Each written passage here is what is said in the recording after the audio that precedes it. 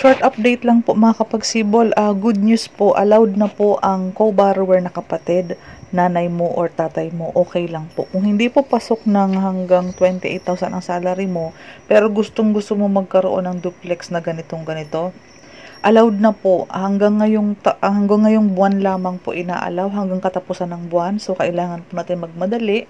Pwede kang mag-reserve ng initial documents, payslip muna, mga ID, company ID, TIN ID, Meralco bill, mga picture. Ipapasa ko or ilalagay ko sa dulo nito yung yung mga requirements.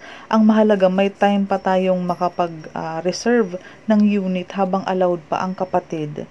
Kung ang sahod mo ay umaabot ng mga 25, ganyan, yung kaunti na lang na kulang, pwedeng ikaw borrower ka ng kapatid mo.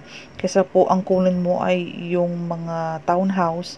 Ito po, magandang opportunity na i-grab na natin habang allowed pa tayo kasi limited lang po ang time natin. Again, until November 30, wag na natin paabutin ang katapusan para makapili ka ng magandang unit, magandang location sa mapa.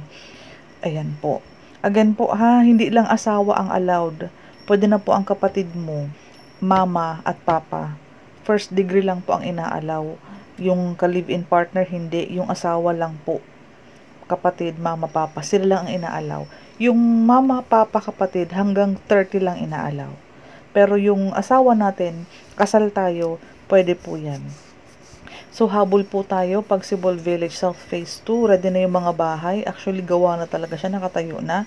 For approval lang ng Pag-ibig ang inaantay natin. Locally employed kasi mabilis maayos ang mga document.